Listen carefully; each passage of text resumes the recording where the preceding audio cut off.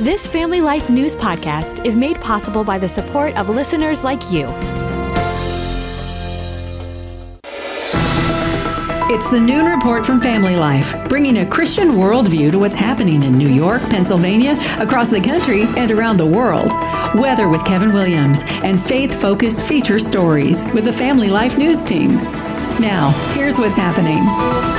Winter not done yet. Good afternoon. Welcome aboard. A coastal storm could dump a half foot of snow on parts of Pennsylvania Saturday and Sunday. The I-95 corridor will see the bulk of the precipitation. Today's show meteorologist Al Roker. The heaviest snow, parts of Pennsylvania, New Jersey could see upwards of 8 inches of snow. Boston could see 6 to 8. Meteorologist Kevin Williams says most of us won't see much, but those who do could get clobbered. His forecast on the way. Tornadoes tore up the Ohio Valley last night. Reporter Tom Hansen says one twister tore a path of destruction 6 miles long in southern Illinois. The powerful wind mangled mobile homes and flipped them upside down. Oh my gosh, look at that, wrong circulation. That same twister then barreled across the Indiana state line. Another powerful tornado ripped through Bloomington, Indiana Thursday as severe thunderstorms and 70-mile-per-hour wind gusts hammered the city that's home to around 80,000 people. Those twisters, all part of a massive winter weather system that spanned 1,000 miles from Ohio to Nebraska. Now to Iran, where President Trump is warning really bad things will happen if Tehran does not ditch its nuclear ambitions. We're either going to get a deal or it's going to be unfortunate for them. The commander-in-chief says he'll decide in the next 10 to 15 days whether to employ U.S. military might. Military analyst Dr. Rebecca Grant. 10 days, 15 days, we are in the countdown phase for potential strikes on Iran. This is not boots on the ground. This is most likely Iran getting its missile production sites bombed unless they agree to talk. CBS's Margaret Brennan would not be surprised if we attack Iran before that 10 to 15 day window is up. This timeline could be even shorter than that because the president previously bombed Iran this past summer while we were in the midst of talks with them. U.S. officials are insisting that this latest round of gunboat diplomacy is leveraged to get Iran to offer concessions. Last June, U.S. warplanes completely obliterated 3 Iranian nuclear sites. The U.S. military buildup in the Middle East is the largest since the start of the Iraq War back in 2003. Team USA strikes gold at the Winter Olympics. For the first time in 24 years, an American figure skater has finished first at the Games. She's 20-year-old Alyssa Liu, delivering a flawless performance last night in her free skate in Milan, Italy. Jack Doles covers sports for NBC. Alyssa Liu ends a drought for Team USA. They hadn't won a gold medal since 2002, hadn't won a medal in women's figure skating since 2006. But a gold medal for Alyssa Liu and Team USA in women's figure skating. Also striking gold, the U.S. women's ice hockey team, and they did it in dramatic fashion. Megan Keller, the overtime hero, United States, wins gold in Milan. Megan Keller's nifty backhand goal in the extra session secured a 2-1 come-from-behind victory over Canada. The way we battled, fought 60-plus minutes, and it was top to bottom. It was a full team effort, and everybody really loves one another. So, yeah, I'd say it's just a really special group to be a part of. What a game. The Americans forced the overtime period by scoring with just 2 minutes left in regulation. That overtime win avenges Team USA's loss to Canada 4 years ago. The Americans now have 9 gold medals at this year's Games. That's just one shy of their all-time record set back in 2002 in Salt Lake City. Former Prince Andrew's been released from police custody in Great Britain following his arrest yesterday on public misconduct charges. The younger brother of King Charles is implicated in the Jeffrey Epstein case. NBC's Ralph Sanchez. This is the biggest international aftershock of the Epstein scandal yet, and it has left the monarchy shaken by the first arrest of a member of the royal family in nearly 400 years. British royal historian Hilary Ford Hardwich. I don't think it's actually going to bring down the monarchy. However, I do think this could result in an abdication from King Charles, because this will all come down to who knew what when. And rather analogous to Nixon, it was the cover-up that ended up being the sort of the final nail in the coffin there. And I think that's the issue at hand. Authorities allege the ex-prince shared confidential information with the late sex offender Jeffrey Epstein while he served as a trade envoy for the UK. It's day 20 in the search for Nancy Guthrie, the mother of Today Show co-host Savannah Guthrie. Reporter Andres Gutierrez. 20 days after Nancy Guthrie vanished from her Tucson home, the FBI has contacted authorities in Mexico, but officials stress that's standard protocol for a border state, not proof that she was taken across the line. NBC's Liz Kreutz. Part of what makes this search so challenging is just how vast the area around Nancy's home is. Pima County is about 9,000 square miles. That is larger than the entire state of New Jersey. 84-year-old Nancy Guthrie disappeared from her home in Tucson, Arizona, February 1st. The search goes on for the bodies of nearly a dozen skiers killed this week in an avalanche in California's Sierra Nevada mountains. Reporter Matt Gutman is there. Those rescuers still up on the mountain have been hacking a path through about 8 feet of snow. They hope to build a helicopter landing pad as well, and even then they'll have to ski about 2 miles to that avalanche site. The football field-sized snow slide, the deadliest this country's seen since 1981. 6 skiers survived the avalanche, 8 did not. 1 is still missing and presumed dead. President Trump has directed the Pentagon to declassify the government's extraterrestrial and UFO files. This after former President Barack Obama said aliens are real. Fox's Sean Langell. In a recent podcast appearance, former President Obama was asked if he knew if aliens were real. And he said they're real, but I haven't seen them. Now, President Trump says based on the tremendous interest shown, he's directing Secretary of War Pete Hegseth and other relevant agencies to release files related to alien life, as well as unidentified aerial phenomena and unidentified flying objects. The president accused Obama of revealing classified information by suggesting aliens were real, but when asked aboard Air Force One if he's a believer. No, I don't have an opinion on it. I never talk about it. A lot of people do. A lot of people believe it. In response, Secretary of War Pete Hegseth posted an alien and saluting emoji. A new study finds 1 in 7 people in these United States has a kidney disease, and 90% don't even know it. So you've got this silent epidemic that's just spreading around the country. Dr. Samir Pourik heads the American Society of Nephrology. We're talking about everything from diabetic kidney disease associated with high blood pressure, genetic forms of kidney disease, to immunological, where the immune system starts attacking the kidneys. He says simple blood tests and urine tests can detect kidney disease, but not enough doctors are prescribing those tests. After 68 years on the job, America's tidiest guy is hanging up his mop. Can he clean a kitchen sink? Quicker than a wink. Can he clean a window? Mr. Clean holding a news conference on Instagram yesterday to announce he's retiring. Who will take his place? Still to come on the Noon Report. Local connection to gold-winning hockey team. New work rules for food assistants. And the dance party is about to begin at Penn State. Good afternoon. I'm Kevin Williams. Our weekend is upon us, and it's going to turn a little wintry. I'll have forecast details in 10 minutes. All right, Kevin, we'll see you then. Let's check the stories making news where you live. Across New York and Pennsylvania. Several of the players on the U.S. women's hockey team hail from Western New York. 5, in fact, skated for Bishop Kearney High School in Rochester. Mike Barker is a teacher there and tells Spectrum News it was thrilling to watch them strike gold yesterday at the Winter Olympics. You know, the roster's 20 girls. 5 of them went to Bishop Kearney. I'm not a math teacher, I teach history, but that's a quarter of the team went to Bishop Kearney. We're very proud. Bishop Kearney girls hockey director Carrie Cohen hopes the gold medal win will inspire more young girls to pick up the sport. There's so many girls that are watching it right now.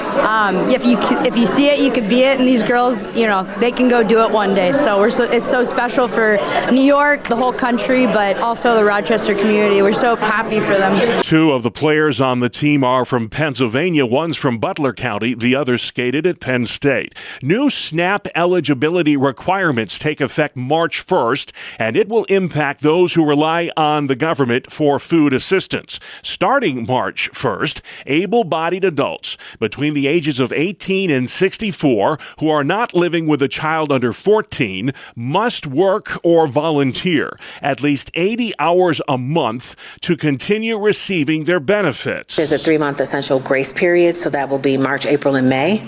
But after that, if people don't comply with the new work rules, they may lose their SNAP benefits. Denise Reed with the Monroe County, New York Department of Social Services. Homeless individuals are now not exempt. Veterans are now not exempt. And youth who had aged out of foster care between 18 and 24, they are now not exempt. The Trump administration says there are too many freeloaders taking advantage of SNAP. Area food banks and food pantries are bracing for extra business once the rule change takes effect, and again, takes effect March the 1st. New York State is pumping the brakes on plans for driverless ride shares outside of New York City. This is a loss for the robo-taxi company Waymo, which has been testing autonomous vehicles with human drivers in New York City for about a year. They want to expand, but they're not going to. Waymo wanted to start commercial service throughout the state, but drew opposition from labor unions and traditional ride-share services like Uber and Lyft. A Pennsylvania politician wants to crack down on robocalls, especially those powered by artificial intelligence. Family Life's Brian Query reports. State Representative Chris Pielli of Chester County is proposing legislation that would ban the use of AI to generate spam or telemarketing calls. The measure would also create additional penalties for violators. Pielli says advances in artificial intelligence, including voice cloning technology, could make it easier for scammers to defraud or harass Pennsylvanians if the law doesn't keep pace. Pennsylvania already regulates telemarketers and maintains a statewide do not call list, but Pielli argues AI presents new challenges. The bill has not yet been formally introduced. Brian Query, Family Life News. All right, Brian, thank you very much. A Corning, New York man is accused of felony child exploitation.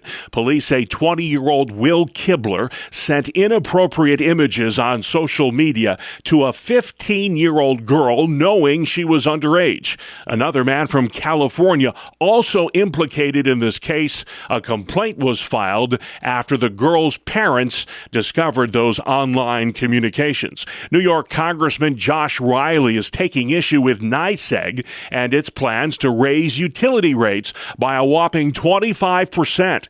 The Southern Tier Democrat is urging his constituents to call and let their utility know they will not stand for this. I think it's really, really important that the regulators hear from the families and the seniors and the folks across upstate New York who are really struggling with their utility bills. Riley tells 12 News he will take NYSEG to court himself if the rate hike is approved. The utility giant has more than 1 million customers in upstate New York. And Penn State's Thon Dance Marathon kicks off tonight at the Bryce Jordan Center. 17,000 Nittany Lions will dance the night away to raise money for childhood cancer research. They'll actually dance a couple nights away because this dance marathon will not end until Sunday. It is the largest student-led philanthropic endeavor anywhere in America. Thon is on this weekend in Happy Valley. And still to come on the Noon Report for Friday, an update on New York's new doctor-assisted suicide law, efforts to keep pot out of PA, and dialect decline in New York City. Is the Big Apple losing its accent? We'll take a look after this. Welcome to Breakpoint, a daily look at an ever-changing culture through the lens of unchanging truth. For the Coles Colson Center, I'm John Stonestreet. How long can a civilization endure once it's detached from its roots? Most importantly, from the root of truth itself. That question's at the heart of the recent documentary Truth Rising, a film produced by Focus on the Family and the Colson Center for Christian Worldview. Os Guinness, one of the world's leading apologists and my co-host in this documentary, often refers to the West as a cut-flower civilization. In other words, it's been detached from the essential truths that rooted and nourished it, and so the West cannot survive. When an entire civilization abandons the ideals that have nourished it, there are certainly consequences, and that's why most civilizations we think about are subjects of history books. Their artifacts stock the shelves of museums. History can tell us that a civilization died. Sociology might even tell us why. But neither helps us know what it means for us to be called to a particular pivotal time in a civilization's history and how we should live. But that is where we are. And so we have to choose. Will we be agents of renewal or complicit in the decline? For followers of Christ, it's not a strategic choice. It's an issue of obedience.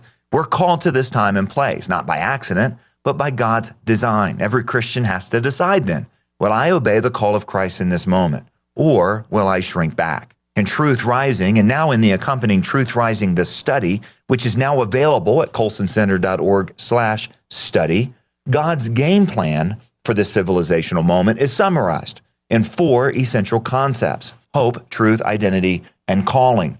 The very first lesson of Truth Rising, the study, deals with the essential concept of hope. When the Bible speaks about hope, it's not in the sense of wishful thinking as we often use it today. The Bible doesn't speak of hoping for some circumstance to change. Biblical hope, both for this moment and for the future, is instead based on something that has already happened, what Jesus Christ has already accomplished. Our hope's eternal because Christ defeated death, sin, hell, and the grave. Christians believe that the most important truth about this civilizational moment, or any civilizational moment, is not what we do, it's what Christ has already done. There are 4 pillars of our Christian hope that the Bible gives us that we should recognize in this cultural moment. First, that Christ is risen. The resurrection is not only the central moment in the history of Jesus, it's the central moment in human history. It's the most important truth of this or any cultural moment. Second, Christ is Lord. As the sovereign over all the universe, the Lord Jesus Christ sits on the throne of heaven and earth. And that's true whether we recognize it or not.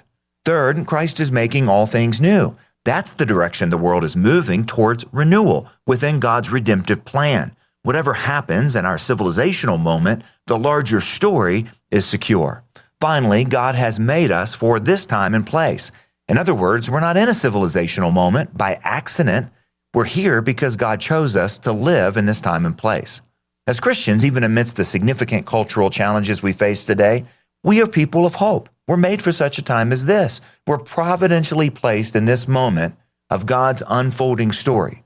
As Peter writes, we're born again to a living hope through the resurrection of Jesus Christ. God has his people in this time and place to do much more than just exist or survive. We're called by God for his purposes in this world. Get the game plan for this civilizational moment with Truth Rising, the study. You can access it for free today at colsoncenter.org/study. That's colsoncenter.org/study.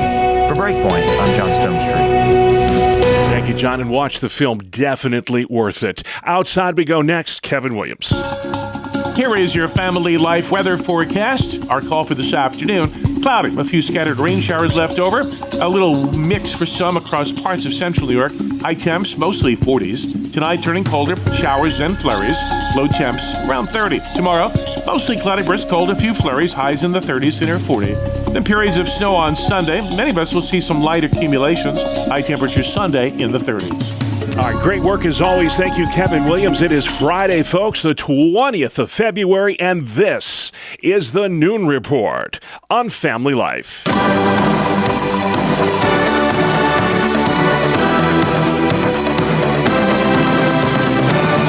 This is Capital Connection. Fridays during the Noon Report, we give you direct connection to all that's happening in Albany and Harrisburg with the experts on the issues at the state capitals. They are this week Jason McGuire with New York Families and Tom Shaheen at the Pennsylvania Family Institute. Tom, welcome to the program, sir, and good to have you with us today. Yeah, great to join you. And we'll start with Jason. Jason, you have an excellent article on your website, and we'll give that address at the end. New York whiffed on weed. You have argued for over a decade that marijuana legalization would have disastrous consequences, and we're seeing that in real time. In what ways have those concerns been realized? Well, in New York, the rollout of the legal marijuana program has been just such a mess from the beginning. There was just recently legislation passed that would now fix a problem in where the locations of these dispensaries are in regard to schools and churches. Some of them are within 200 feet of schools and churches, which was in violation of the law. But because of the way it was being measured, it has messed that up. But those are some of the least of the worries. I mean, you can't drive down a road in New York without people on some major road that are smoking weed as they're driving. Yeah. And there appears to be no real way for law enforcement to measure the impairment of that. We'll come back to you in a minute, Jason, but I want to get Tom's thoughts on this because Governor Shapiro has been arguing for years now, Tom, that recreational marijuana for-profit cannabis use is inevitable in your state. It's all around Pennsylvania. He says it's only a matter of time before it's in Pennsylvania. How hard has it been for your organization, Tom, to battle against the big tobacco-like lobbyists who are pushing for this in Harrisburg? Well, certainly the industry and their hired lobbyists don't mention any of the harms. And we've just seen a number of states and the experience that they have had with the addiction and the traffic fatalities and the hospitalizations. And I think the initial states that legalized it, it took a lot of money to sell a lie, but the industry was able to sell a lie on a ballot measure, and people voted for it. Yeah, and the profits that are supposed to be realized from this not happening. You look at the societal costs of this, Jason, 1 in 3 people who have experience with marijuana will become addicted within a year. The effects on the brain, stroke, heart disease, the rest of it. These are things we're just starting to realize. You've been saying this for years, Jason. Is anyone in Albany paying attention? Apparently not so far. That is the concern here in the Empire State, is there has been no movement really to do anything to try to restrict what is happening with weed here in the Empire State. But you pointed to some of the major concerns that we have with this. There are health concerns. There are addiction concerns. And the problem is most people think that when there is somebody smoking weed today, it's the same thing as back when there were hippies. It's not. It's an entirely different product. It is synthesized. It is chemicalized. The THC levels are much higher than they ever were before. So we are talking about apples and oranges when it comes to this product. It is not what it was in the 60s and 70s. It is far more dangerous to the culture at large. Yeah. So the House will move it forward. It's the Senate, Tom. It's always been the Senate that has made the difference. But those margins are pretty close. How confident are you that you can keep this at bay again this year, in an election year? Yeah, we'll have to work hard, but I think we can do that. A Republican majority Senate that does not see it as a priority is our key at this point. Yeah. Budget negotiations, Jason, are ongoing in Albany. It seems like what to do about ICE is job number one for the Democrats who rule the roost. There's hardly a day where you don't see some kind of legislation designed to rein in ICE or ban ICE or continue New York's sanctuary state policies. The governor's proposed banning any kind of ICE collaboration contracts. Is there a role the state and local law enforcement authorities should be playing when it comes to immigration enforcement, or should this strictly be the purview of the federal government? No, I think there is a role, and really the role is not to have animosity towards federal law enforcement. And that's essentially what the governor and the legislation here in New York is seeking to do, is it's trying to create a rift between local law enforcement and those federal law enforcement officers. In the law enforcement world, there is just this rule that one backs up the other. And so if you are on a scene and there is something occurring and federal law enforcement needs some backup, who's there to provide it if local law enforcement will not? Yeah, indeed. Tom, Governor Shapiro, this big news in your state as well, condemning plans by the federal government to convert warehouses in Bucks and Schuylkill counties into ICE detention facilities. Why is he so dead set against this? And do you think that there needs to be more of a collective collaboration between local state authorities and federal officials when it comes to immigration enforcement? Sure. I think given any other issue, you would expect collaboration, right? And on this one, there's division. And I think it's not a surprise that the governor would react negatively to anything coming from this current administration, because that's been a pattern. Yeah. Jason, ICE knows who they want. That's why they want to work with the local county jails, because they know who the people are that they want to target. Mm-hmm. They don't want to go into the schools. They don't want to go into the hospitals. They don't want to go into neighborhoods. They want to go into the jails and get these people before they're released. I think that's something that's kind of lost in the sauce here. There is a strategy behind these raids that we're not hearing a lot in the mainstream media. Yeah, that's true. That's why they want to, again, pick up those people that are here and need to be deported at jails and even courtrooms that are being criticized when you see ICE in the courthouses. But the reason for that is if they go into a courthouse, those individuals have already gone through the scanner that indicates they are not armed. It is safer for law enforcement. It is safer for the general public if they know that there will not be some kind of a shootout with a person who may be having an illegal firearm. Yeah. That's why you're seeing these procedures going forward, and perhaps folks like Governor Kathy Hochul and many of the Democrats are not saying. Yeah. What is the status, Tom, of those two facilities we mentioned? And the federal government paid big bucks, something like $90 million for the warehouse in Bucks County, $120 million for the one in Schuylkill County. What is the status of those facilities right now? As far as I know, the purchases have been made and negotiations are taking place to enable this, but I think it's a go. I mean, as far as the federal government, there's a need for it. Yeah. And the other thing to remember, it's temporary. These are temporary holding facilities. And so I think when some of the things are worked out and federal officials satisfied local officials, I think it will go forward. All right. One final issue, and then we'll let you guys go. I want to talk about assisted suicide again, Jason, because New York State is about to open that ball of wax. The reality of that is about to set in. And a lot of folks are unsure about what that will look like. In less than 6 months, it will be legal to take your own life in the state of New York. Not many states allow this. I think there's only 13 for a reason. What are some of the more immediate concerns that you have, some of the unforeseen consequences of physician-assisted suicide that maybe people at first glance didn't really realize, oh, that's what this is? Well, let's refer to it not as a ball of wax, but how about Pandora's box? Because that's what's going to happen, is once you open up Pandora's box, you're not going to put that evil back in. It just tends to spread. And let me speak very personally. Many of your listeners know that I am stage 4 terminal cancer. If I refuse treatment, I would qualify for assisted suicide in my state. Mm-hmm. It is entirely possible that people in a depressed state that are tired of fighting a disease, it is entirely possible those people could say, I will stop taking treatment and I will pursue this suicide option instead.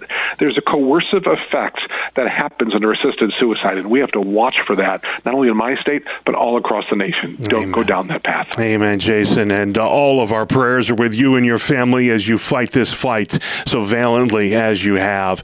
Tom, I know it's not legal yet in Pennsylvania, but you're keeping a close eye on this issue as well. Why do Pennsylvanians need to be paying close attention to this? As we've seen in New York and the other states, there's a whole segment of activists and lobbyists who think it's a great idea. We perennially have legislation, and we do right now, that comes under the medical aid in dying, or another bill is healthy choices. And those are anything but that, because the only option that this type of law expands is death. And it changes the role of physicians and even pharmacists. Their traditional role as healers becomes one as actually providing and facilitating suicide. Yeah. And pharmacists concocting poisons. What we have to watch is we may be on the cusp of it because of our neighboring states, because what happened in New York, what happened in New Jersey, what happened in Maryland. So it's something we really have to watch, and really, especially people within the church, be educated about how far this can go. All right. And that will have to be the last word this week. But Tom, if folks have questions about this issue or any other in Pennsylvania, or they simply want to learn more about the PA Family Institute, where can they find you online? Sure. PA Family, like Pennsylvania Family, pafamily.org. And read all about Jason's battle with cancer, his courageous fight against this disease. You're writing about that, Jason, and all the other issues in New York as well. Where can folks find you? NewYorkFamilies.org. Thoughts and prayers for Jason McGuire and his entire family. He'll be off from Capital Connection for the next few weeks for cancer treatment, but the show will go on. Capital Connection comes your way every Friday during the noon report or online anytime at Apple Podcasts, Spotify, YouTube, and FamilyLife.org. Good afternoon. Here is your Family Life regional weather forecast. The weather maker today will be moving away with rain showers changing to snow flurries tonight into tomorrow. Then we'll watch for the development of a coastal storm along the middle Atlantic Saturday night and Sunday. Likely too far east to be a direct player here, but some of its snow from it and an upper air disturbance will reach our region Saturday night, Sunday into Sunday night, and light accumulations are certainly quite possible. Our call for this afternoon, cloudy, a few scattered rain showers left over, a little mix for some across parts of central New York. High temps, mostly 40s. Tonight, turning colder, showers and flurries. Low temps, around 30. Tomorrow, mostly cloudy, brisk cold, a few flurries, highs in the 30s and near 40. Then periods of snow on Sunday. Many of us will see some light accumulations. High temperatures Sunday in the 30s. All right, thank you, Kevin. Finally, a noon survey says New York City's losing its accent. Hey, I'm walking here. According to the group Word Finder, the Big Apple dialect is among the fastest disappearing vocal flares anywhere in America. Some argue the accent is outdated. Different generations are coming in. There's been a progression of articulation. I have 3 nieces and nephews, and they don't have New York accents whatsoever. Despite living and being grown up here and being surrounded by New Yorkers, the accent has not picked up on them. Others argue anybody who tries to erase the way New York City talks, well, they can forget about it. That's what defines New York. Something like that, the accent, the attitude. I like the accent. I think the accent's a good part of New York. So all you guys, make sure the accent is staying alive. We'll try to keep it alive as best we can. Oddly enough, the Appalachian dialect, Southern twang, and Louisiana Creole accents are dying out at an even faster rate than the New York City accent. 70% of Americans, according to Word Finder, say they want their kids to speak what they call general American, whatever that is. And that's our world, the world we live in. Friday, February 20th. Have a wonderful weekend. I'm Bob Price, Family Life News. You've been listening to the Noon Report, heard weekdays on Family Life. Thank you for listening. Thank you for listening to this Family Life News podcast. If you've been encouraged by what you've heard, please share it with others and click the subscribe button to automatically receive future episodes. Family Life is a listener-supported ministry. Podcasts like this are made possible by your financial partnership. Find out more at familylife.org.